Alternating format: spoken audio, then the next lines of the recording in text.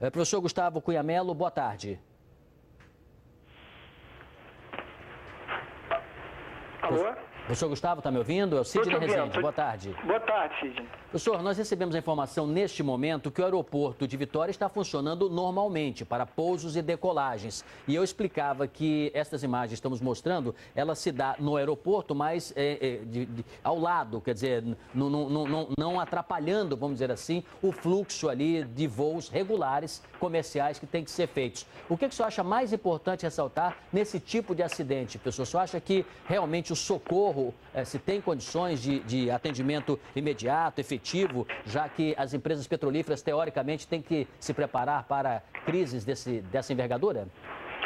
Bom, toda empresa que assina um contrato com a Petrobras, estrangeira, nacional, toda empresa, ela é obrigada a seguir uma série de normas e procedimentos, até baseados no próprio contrato da Petrobras. A Petrobras, por si só, já tem um plano de contingência muito bem elaborado, muito bem pensado. E a empresa estrangeira que presta serviço, da mesma forma, tem o seu plano de emergência.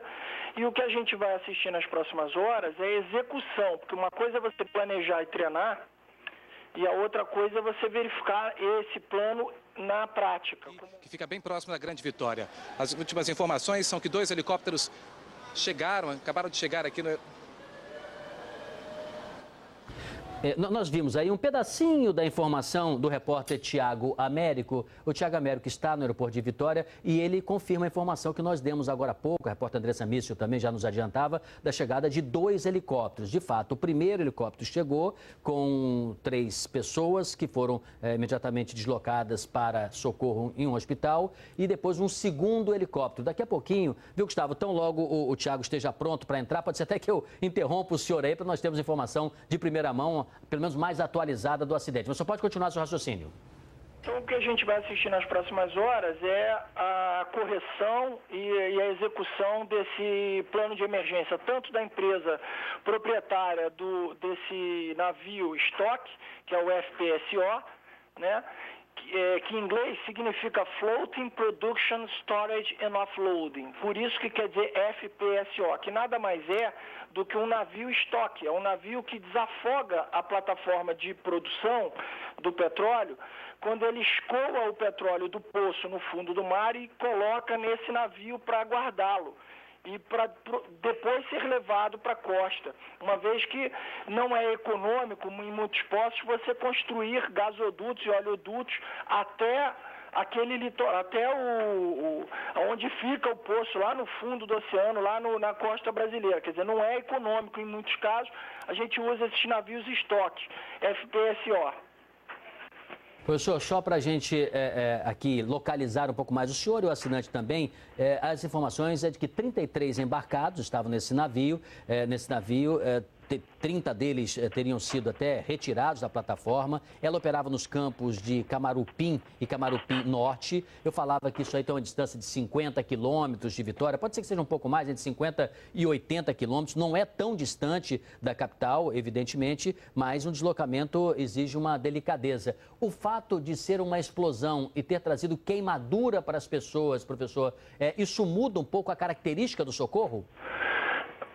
Não, sim e não, Sidney. O problema é o seguinte, quando você tem uma explosão numa plataforma, você já você já está fora da normalidade, você já começa a trabalhar no seu plano de emergência, você começa pelo shutdown do poço, ou seja, desligamento total desse poço para evitar, e o fechamento do poço no fundo do oceano, através de válvulas como blowout preventers e outras, que fecham, lacram o poço para evitar que você tenha um grande vazamento e um desastre ambiental de magnitude incrível. Então o primeiro passo é esse. Depois você tem o combate ao incêndio pela brigada de incêndio da própria plataforma e do próprio FPSO, e você aciona a logística em terra, são os helicópteros que vão buscar os feridos e também os navios da costa que vão lá contribuir para o combate ao incêndio e a essa explosão. Então, é todo um processo logístico que está sendo pensado, que está sendo executado a partir do primeiro minuto da explosão. Gustavo, eu peço que você permaneça conosco, tem até outras indagações, mas é uma informação de momento. A nossa produção acabou de falar com o diretor do Sindicato dos Petroleiros do Espírito Santo, Davidson Lomba dos Santos. Ele afirmou que a explosão foi causada por um vazamento de gás na casa de bombas do navio plataforma da cidade de São Mateus. E segundo o diretor do sindicato, até o momento já foram confirmadas 3 pessoas mortas, 4 feridas e 6 desaparecidas. Ainda de acordo com o sindicato, 2 helicópteros estão participando do socorro aos trabalhadores na plataforma. O navio fica a cerca de 60 quilômetros da costa do Espírito Santo. O navio sonda é um navio de produção. Ele extrai, armazena e transfere o petróleo extraído para navios de transporte. Professor Gustavo, eu tenho aqui em tese, porque essa informação que eu vou dar agora é característica do navio, não significa que ele estivesse com esse combustível. Mas esse navio plataforma, em média, ele armazena ali 2,5 milhões de metros cúbicos de gás natural por dia e 2.000 barris de petróleo por dia também. Isso até foi a produção constatada em dezembro, né, do ano passado, 2014. Eu sei que é difícil precisar, professor, o que é mais provável ser causador de uma explosão, o gás ou o petróleo? O gás, com certeza, porque ele caminha mais facilmente pelo navio até encontrar uma fonte de ignição. Quer dizer, se você tiver um vazamento de petróleo, ele não vai caminhar tão distante, ele vai vazar ali, vai cair por gravidade. Então, o gás não, o gás ele circula na atmosfera, ele vai se misturar ao oxigênio, fica ali o gás por si só o gás ele não vai explodir, ele precisa ter uma mistura com oxigênio. Então essa mistura se dá na atmosfera, ele vai caminhar conforme ali o vento, conforme a brisa, conforme o próprio caminho dentro do próprio navio, até encontrar uma fonte de ignição, e aí ele vai se incendiar completamente até o seu estoque, causando uma explosão incrível. Então a explosão deve ter sido muito grande, baseado nesse relato do presidente do sindicato. Professor, o senhor me corrija se estiver enganado, pela forma de combustão, né? Se nós pudéssemos separar, né, um petróleo extraído ou guardado, armazenado, no caso o senhor até lembrou que é mais até armazenado do que extraído pela característica do navio e do gás. Se de fato o diretor do sindicato estiver corretíssimo com relação a pessoas desaparecidas, a embarcados desaparecidos, a probabilidade de ser gás também se torna maior, concorda, professor? Porque se pela característica da combustão do petróleo, se você fizesse um exercício laboratório, né, com pequena quantidade, claro, e fizeram a demonstração numa sala de aula, certamente o gás tem a probabilidade de ao explodir, expulsar os corpos mais próximos, de acordo? Perfeito, Sidney, o raciocínio está certo. Agora, o problema é o efeito cascata de uma... Eu fico imaginando um cenário terrível, quer dizer, a gente não tem imagem nem fotos, estamos falando na hipótese, mas você tem uma explosão de um estoque de gás dentro próximo ao estoque de petróleo, até o estoque de petróleo, a despeito dele ter uma volatilidade de combustão mais lenta do que o estoque de gás, a partir de uma explosão gigantesca no estoque de gás, você consequentemente pode gerar um incêndio de grandes proporções no estoque de petróleo. Então é natural que você tenha um efeito em cadeia aí, e aí todas as pessoas que estão nesse navio correram perigos seríssimos. O acidente deve ter sido muito grande. Olha, professor, de qualquer forma, as informações que nós dispomos, vindas inclusive do sindicato, aí são outras pessoas integrantes da direção, é que a plataforma vinha operando normalmente, quer dizer, não se tinha anteriormente nenhuma indicação, né? Há casos de acidentes, não tem a ver com esse, mas há casos de acidente em que o operador ali daquele sistema até, ele pressente que possa ocorrer um problema futuro, né? Chega a denunciar ou informar os seus superiores. Neste caso, tudo indica que não, foi um acidente que teria acontecido de uma plataforma, de um navio operando normalmente. A Petrobras não ainda divulgou nenhuma nota oficial para a gente ter um pouco mais de localização, mas essa plataforma que sabemos é um navio alugado para atendimento da Petrobras. As informações é que esse navio de fato tem uma produção que já está em andamento desde 2009. Portanto, entrou em vigor em 2009, duração aí até 2018, esse período de exploração. Normalmente, você tem mais de um navio numa região como aquela, que é uma região de área petrolífera, professor? Sim, você pode ter uma quantidade incrível de navios dentro da mesma área produtora. E você pode ter vários poços construídos no fundo do mar que você vai extraindo petróleo deles. Em relação à normalidade, eu só queria discordar, porque em tese não existe acidente que não tenha sido construído. Se a gente estudar o acidente do Golfo do México, o maior acidente ambiental que ocorreu nos Estados Unidos até hoje, com a British Petroleum e a Transocean no Poço Macondo, se você estuda aquele acidente, os relatórios dos acidentes, o que aconteceu, ele vinha operando na normalidade. Só que uma série de falhas e defeitos e erros foram cometidos em processos, em uma série de normas que foram, em alguns casos, por algumas empresas, que na verdade são várias empresas envolvidas, foram burladas, e ali depois você tem um efeito dominó que culminou naquele grande vazamento, explosão, que demorou-se a conseguir estancar e apagar. Então, o acidente hoje, todo acidente, você vê operando na normalidade. De repente ele acontece. Quando você vai estudá-lo, você vê que durante aquele período que você julgava estar em normalidade, uma série de falhas e erros foram cometidos. Quer dizer, para você ter numa produção, num FPSO, um vazamento de gás que vai até a casa de máquinas, que naturalmente você pode ter fagulhas, porque você está trabalhando ali com motores, isso não é normalidade. Quer dizer, se teve um vazamento de gás para os motores do navio, é natural que houve alguma falha de vazamento. Aí tem que se investigar o que aconteceu, se foi manutenção, se foi erro de procedimento, se foi uma falha humana, etc. Professor, já vou falar sobre a empresa norueguesa que presta serviço à Petrobras, mas só uma informação a mais para colaborar aqui, para a aflição de todos nós, com relação ao socorro aos embarcados.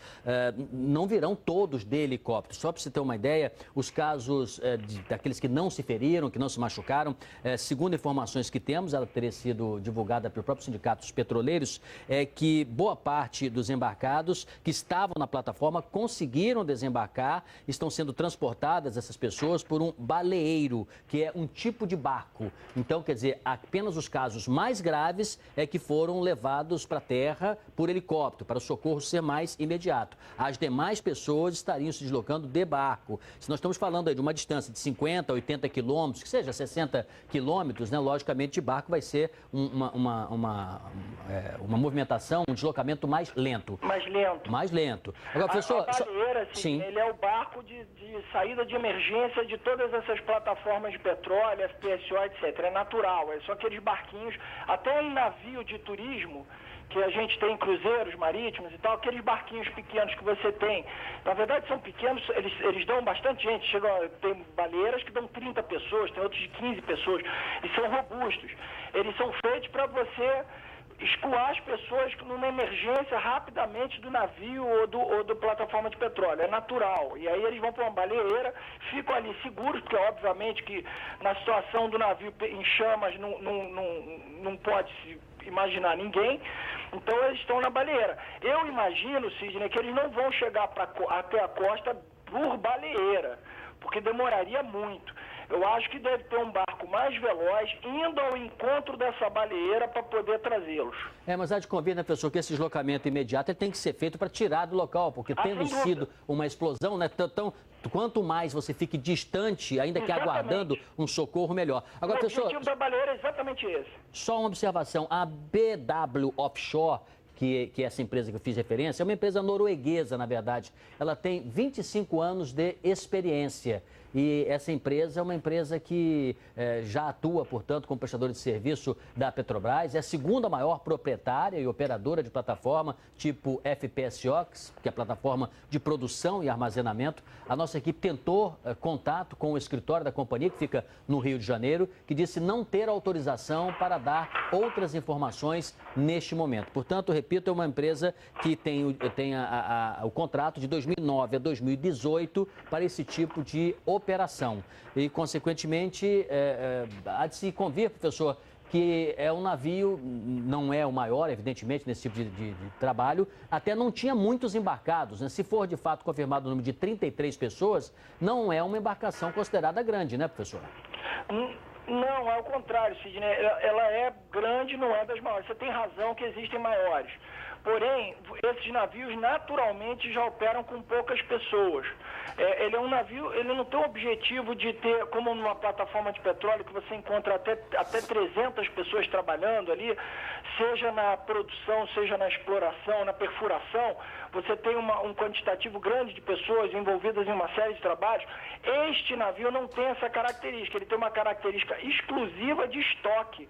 Então, como estoque, ele apenas conecta os risers, os razers, no poço, num sistema lá no fundo do mar, puxa como se fosse um canudinho, mas na verdade os razers são imensos, chamar de canudinho até é um absurdo, mas enfim, é para o telespectador entender. Então, estou sugando ali o petróleo para o navio, ele vai estocando aquilo. Quando eu tiver com o estoque cheio, eu tenho duas opções: ou eu transfiro para um outro navio cargueiro de tanque, né, no chamado navio tanque, para trazer para a costa, ou o próprio navio vem para a costa com esse produto e no porto ele desova o produto.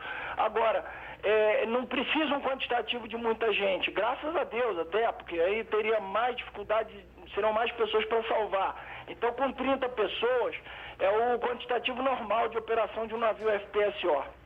Professor, é razoável que quem não acompanhe, evidentemente, essa área de petróleo e gás possa até se surpreender. Poxa, mas a Petrobras é uma empresa brasileira de capital misto e de capital aberto e, de repente, tem uma prestadora de serviço norueguesa. É porque é muito comum, conforme, evidentemente, os marcos regulatórios de cada país, se ter esse tipo de contrato que se permite a terceirizados, a terceiros, vamos dizer assim, operar. Na construção civil também isso é muito comum, né, professor? Você, às vezes, alugar um grande equipamento. Eu me lembro quando aconteceu a cidade de Dubai, que estava ainda em construção, era uma dificuldade se ter certos equipamentos pesados, porque estavam todos lá e contratados para aquele tipo de serviço. Então, as empresas penavam, aqui mesmo no Brasil, em outros lugares, para ter essa contratação. Mas na área de petróleo e gás é muito comum, né, professor, você ter essa parceria com empresas estrangeiras para a característica desse tipo de serviço. No mundo todo, Sidney, não só no Brasil, como no mundo inteiro. O mercado de petróleo é um mercado altamente globalizado. Não é viável e econômico imaginar que a Petrobras fosse construir todos os seus navios, as suas plataformas. Seria até uma falta de boas práticas, um erro de gestão grosseiro se a Petrobras fosse construir uma frota. Até porque amanhã ou depois esse poço, imaginemos, esse poço acaba, o que eu vou fazer com esse navio?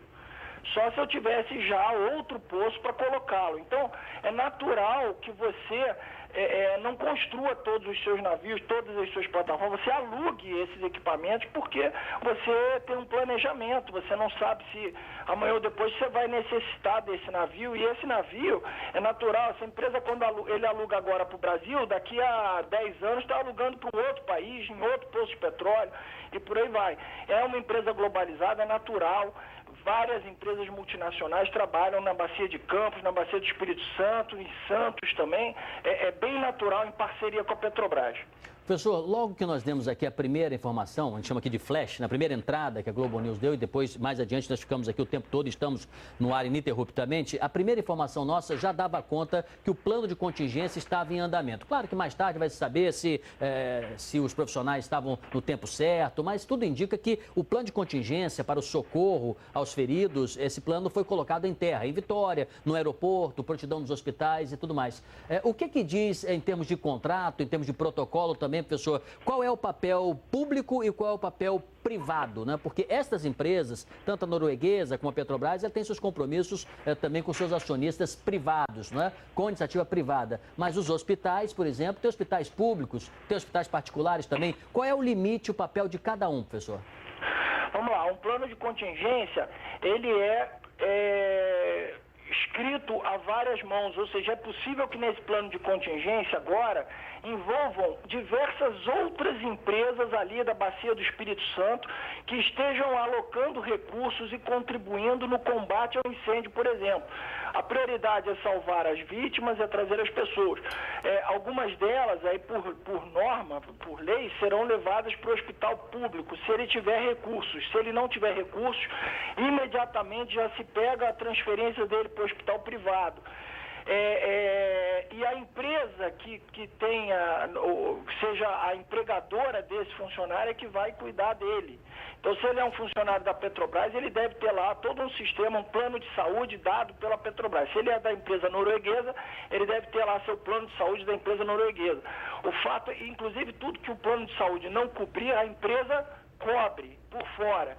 Então, quer dizer... Professor, só um segundo, por favor. Vamos acompanhar a nossa repórter. O navio plataforma é chamado de Cidade de São Mateus. Ele fica no norte do estado, é um dos mais próximos à costa do Espírito Santo. Ele fica a 19 milhas da costa e tem uma profundidade onde ele fica de 900 metros. De acordo com o Sindicato dos Petroleiros, que, segundo eles, receberam informações da própria Petrobras, foram, por enquanto, 3 mortes, 6 pessoas estão desaparecidas e 4 pessoas estão feridas. O fogo já foi controlado, não há mais possibilidade de novas explosões.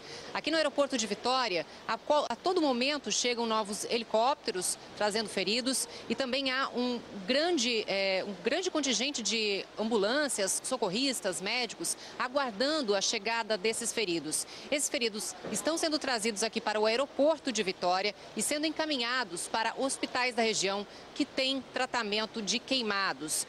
Um deles é o Jaime Santos Neves, um hospital público que está recebendo, então, estes feridos aqui da explosão da Petrobras. Muito bem, a Andressa Mício atualizou as nossas informações, apenas dando conta que nós já tínhamos antecipado também desse número. Como se vê, professor, eu estou conversando aqui com o Gustavo Cunha Mello, que é especialista de risco, como o senhor está vendo, professor, e o assinante também, os números são um pouco controversos. Falou-se inicialmente em 14 feridos, depois o governo do Espírito Santo chegou a dizer 3 mortos e 15 feridos. O sindicato agora, pelo que está dizendo, informação colhida junto à Petrobras, dá 3 mortos, 6 desaparecidos, 4 feridos. É preciso aguardar um pouco mais. De qualquer forma, que seja esse número menor, e tomara que seja um número menor, é um número que não deixa de ser expressivo, evidentemente. Mas eu interrompi o senhor no seu raciocínio, professor, por favor.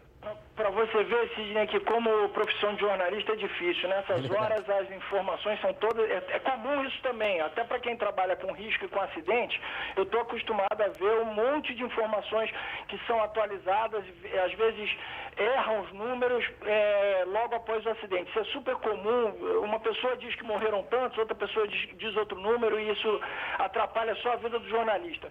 Quanto a atendimento, todo e qualquer acidente, a lei brasileira obriga você a levá-lo para um hospital público. É obrigatório. E lá é lavrado, inclusive, uma ocorrência policial do acidente. E aí, agora, é natural que, eventualmente, se o hospital público não tiver recursos, você permite uma transferência para um hospital com mais recursos, eventualmente privado. Então, primeiro ele vai para o hospital público, depois é transferido para o privado, tudo isso com a logística, com o olhar das empresas responsáveis pelo plano de contingência, nesse caso a empresa norueguesa e a Petrobras. Professor, dividindo em partes aqui, em 2 pelo menos, essa nossa participação aqui, de fato, essa imprecisão, se é que nós chamamos, é porque se colhe a informação de várias fontes e nós não temos motivo para questionar nem o governo, nem a Petrobras, nem os sindicatos. Neste momento, nós não temos condições de fazê-lo, apenas transmitir a versão de cada um. Mais tarde, aí sim, quando se tem a perfeita noção de tudo o que aconteceu, fica tudo mais claro. Mas isso o nosso assinante, que já está acostumado às nossas transmissões, nos perdoa uma eventual imprecisão. Embora nós procuramos ser precisos com relação às fontes, né? Estamos dando as fontes aqui do acidente. Agora, professor, a repórter Andressa Mício, ela disse que o acidente aconteceu ao que se chama de 19 milhas náuticas. Isso aí dá aproximadamente 35 quilômetros. Não era, então, muito distante de terra, né? É bem mais próximo e ela deu uma boa notícia que o incêndio parece, pela notícia dela, que o incêndio foi controlado. Isso é uma excelente notícia. A segunda notícia que eu queria ouvir é se o poço está completamente lacrado, se não há risco de vazamentos, de um desastre ambiental.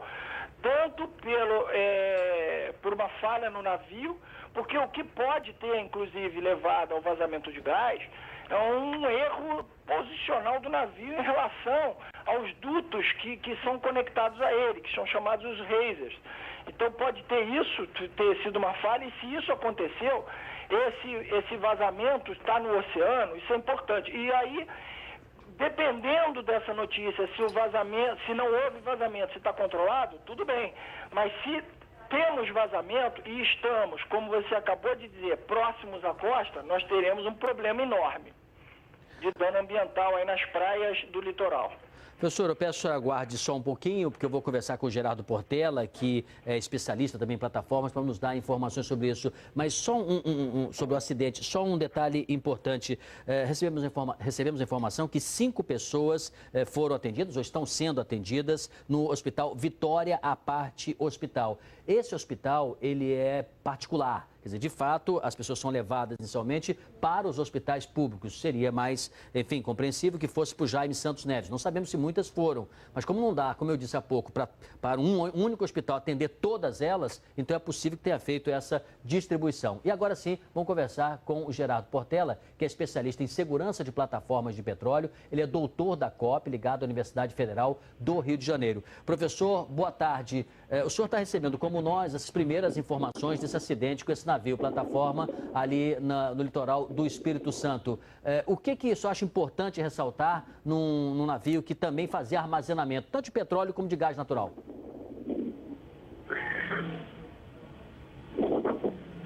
Boa tarde, Sidney.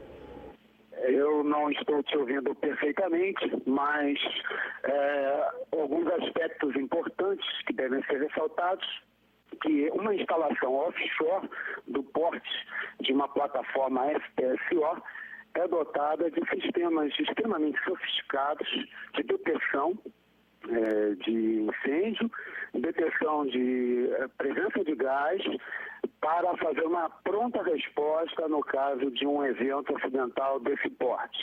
Entretanto, não é esperado que ocorra um evento como está sendo apresentado até o momento, com as informações que temos até o momento. E normalmente, professor, se tem como fazer um primeiro socorro, um atendimento aos embarcados, quando se tem uma explosão desta ordem, é possível se fazer um primeiro combate ainda no navio?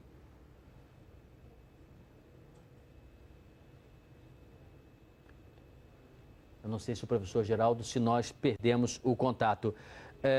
Só para a gente localizar em termos aqui de linguagem, né, o professor citou aí offshore. É um termo da língua inglesa que tem o significado literal de afastado da costa, né? Quer dizer, em termos financeiros, offshore é uma empresa que tem a sua contabilidade num país distinto. Então, como é uma empresa, inclusive, norueguesa que faz esse tipo de prestação de serviço, é afastado da costa, por isso ali no mar ou em águas, né, profundas ou não. O nosso repórter Bernardo Menezes, ele está em frente ao edifício sede da Petrobras, no centro do Rio de Janeiro. Bernardo, já se tem alguma informação aí? A estatal já deu alguma notícia sobre o acidente, Bernardo?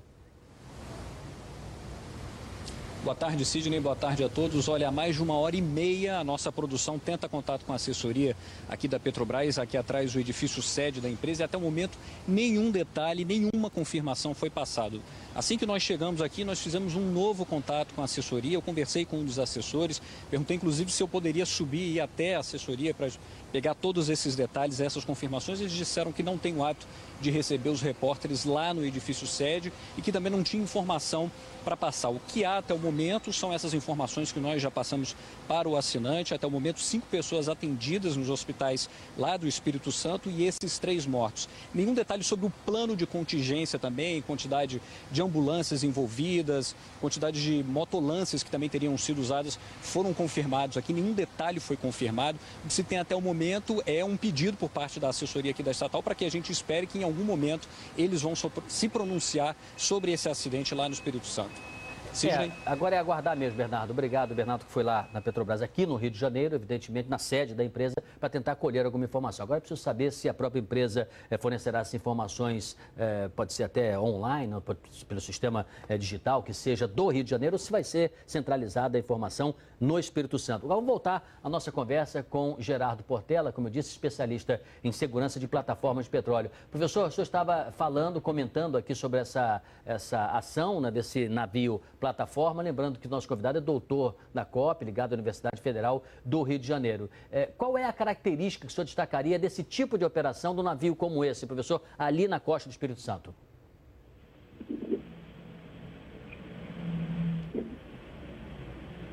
O senhor está me ouvindo, professor? Como estamos vendo, a impressão que dá é que ele não está nos ouvindo, né? Ele já não estava ouvindo inicialmente. Vamos tentar fazer um contato, pedir para a nossa técnica, né, fazer uma verificação e a gente volta a falar com ele. Este acidente da Petrobras, esse acidente... Esse navio plataforma que presta serviço Petrobras, inicialmente teria sido uma explosão na plataforma ali no litoral norte do Espírito Santo. As informações dão conta até agora de 3 mortos. Segundo o Sindicato dos Petroleiros, teriam sido 4 pessoas feridas, 6 pessoas desaparecidas. Mais cedo, o governo do estado chegou a dar um outro número, né? Lembrando que esse não foi o primeiro acidente este ano envolvendo a Petrobras. No mês passado, ocorreu uma explosão na refinaria Landulfo Alves, no Recôncavo Baiano. Deixou 3 pessoas feridas, sendo uma em estado grave naquele acidente. Segundo o Sindipetro, 2 feridos pertenciam à empresa terceirizada Victória. Ainda em janeiro, um acidente anterior a este, na mesma refinaria, não deixou feridos.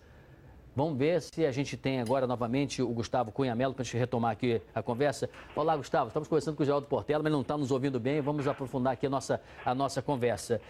Normalmente, o que é mais interessante para a empresa, Gustavo? Porque imagine bem agora, nós estamos aqui ansiosos, né, por informações. Imagina um parente que tem, de repente, um conhecido, alguém próximo, um familiar, trabalhando no navio. O que é mais correto se agir? De que forma? Na sede da empresa, no outro estado?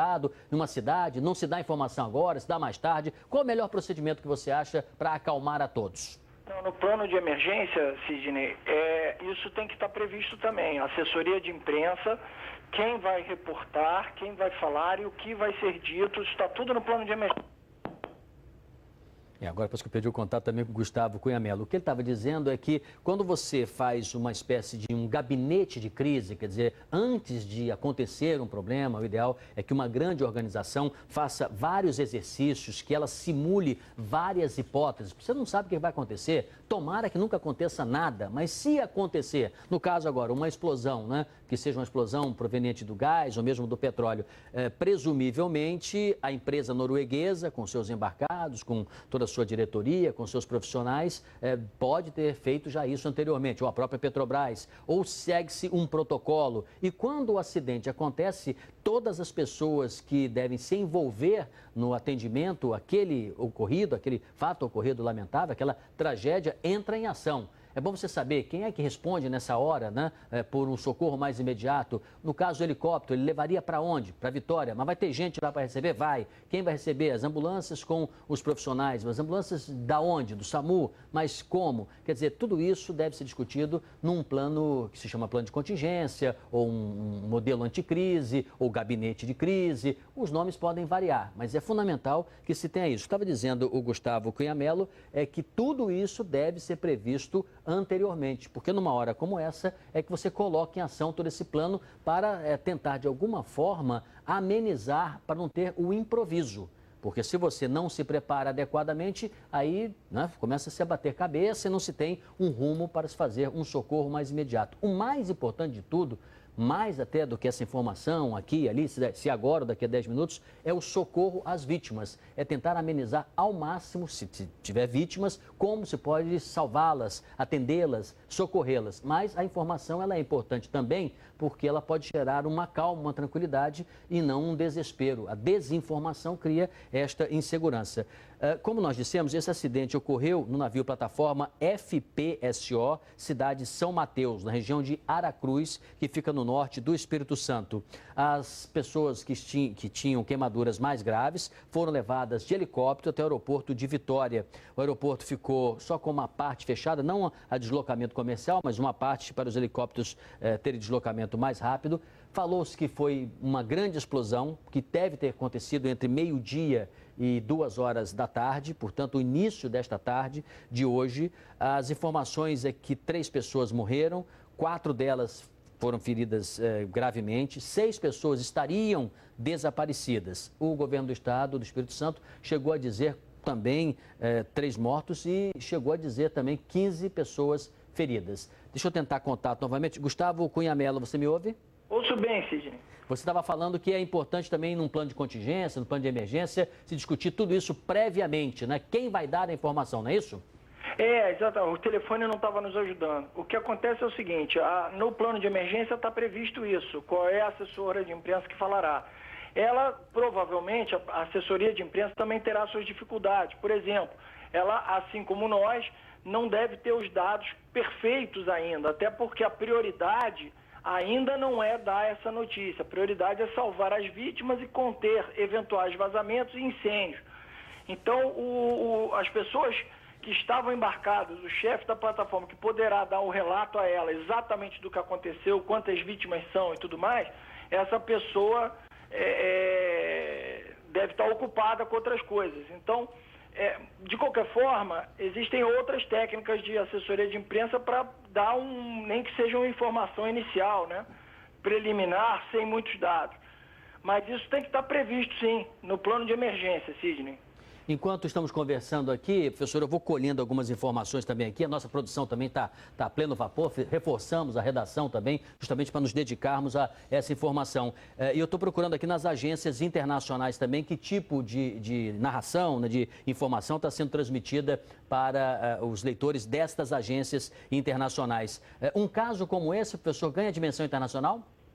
Ganha dimensão internacional no momento que, infelizmente, a gente está com a nossa maior joia, a empresa que nós mais amamos, a maior empresa do Brasil, já fragilizada por outras notícias. Então, é uma pena que isso esteja acontecendo.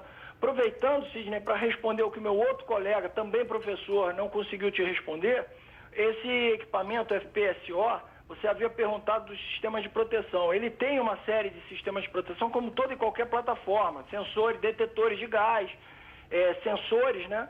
E conectados com alarmes, que inclusive fecham a produção, que dão um shutdown antes de ter um acidente com grandes proporções, etc. Então, obviamente, esses sistemas de segurança todos, houve alguma falha, porque chegar ao ponto do vazamento e chegar ao ponto do incêndio, esses sistemas que teriam que ter previsto e percebido muito antes, não funcionaram. É aí que a investigação entra e que a gente precisa descobrir o que aconteceu para melhorar os procedimentos de gerenciamento de risco e evitar que esse acidente se repita em outra situação.